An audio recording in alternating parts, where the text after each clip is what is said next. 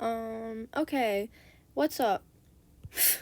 Okay, so the reason this is already like half colored, I opened a new canvas and like put the line art down, and I like put some colors down, and I tried to record it.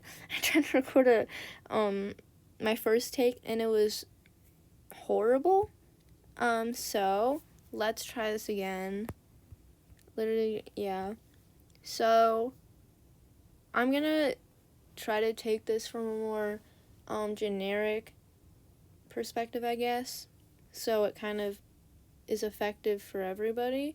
So the way that I kind of improved, I guess, was by like really, like, you don't even need to draw. You can just like look at your favorite artist, like your like whatever artist you look up to the most is wherever you want to be. You take that drawing and you like literally look at it and you like pick up all the aspects of it that like you think or like you can improve, and you think, how would I replicate this? But don't try to like steal the style. I guess you have to do it from a variety of different artists. Since my style is like very generic, I can kind of get away with like with like referencing only a few artists and just like completely taking up some techniques. But what you gotta do is you can't steal from one artist, because that's like not good.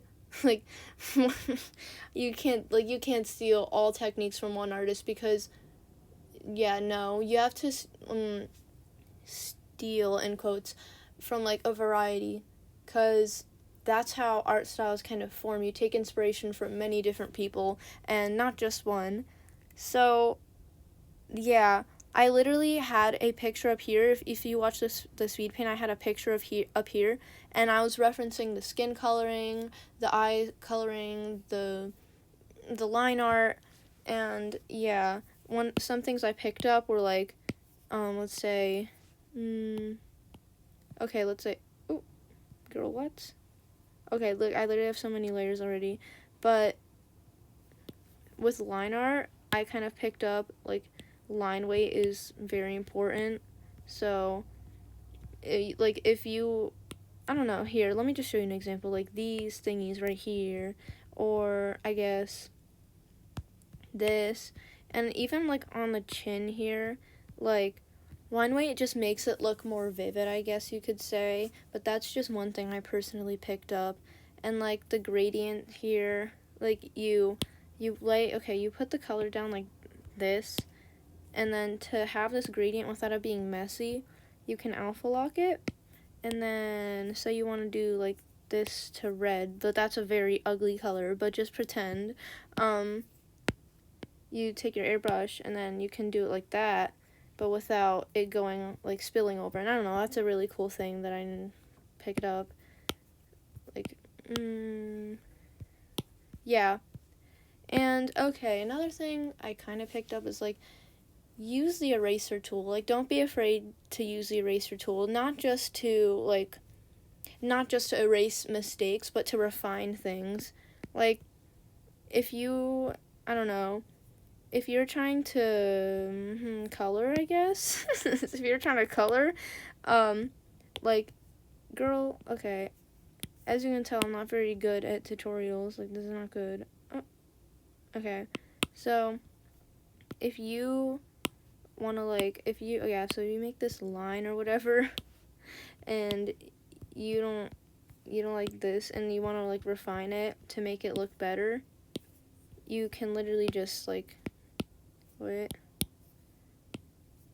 you go ahead and refine it with your eraser tool. Like, it doesn't have to just be to erase like mistakes and stuff. I don't know, I found the eraser tool like very effective and helpful, I guess. I'm trying to think about what else I want to say. I don't know. Definitely watch speed paints. Speed paints saved my existence, my career, my life, everything I stand for. Speed paints are beautiful. Like, you can just observe how your favorite artist kind of does the different things that they do, and you can kind of think, oh, okay, that's a new way to do something. Like, okay, something I found so cool in like skin shading specifically. Look, this is so, okay, especially with like arm folds or creases or whatever, you can just, here, you have, no, okay, you have this line right here, and pretend like that could be like the boob crease, you know, like when the boobs do that. But yeah, that could be like one side of the boob crease. And you know how you know how the artists do it?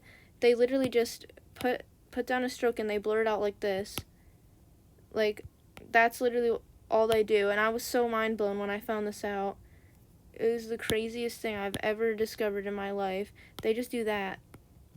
Like, isn't that literally the coolest thing? I don't even know, but that just literally blew my mind. I don't know. I thought that was really cool.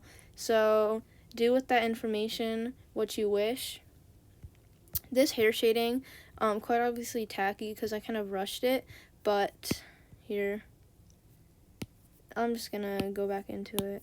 So, I use the graphite pencil, but you don't have to do this. I'm just kind of demonstrating if anybody's like that interested.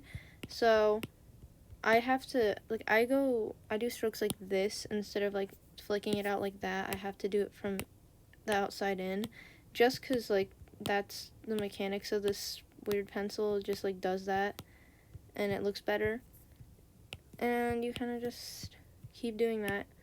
Like, you figure out where you want it to be shiny and stuff, and then I don't know, clearly it doesn't look good right now because I'm kind of brushing, but you just keep filling it in, like, a lot, and then this part right here, like this shine, is the base color peeking through all the shadows, so you're gonna have a lot of shadows down, like a lot, like that.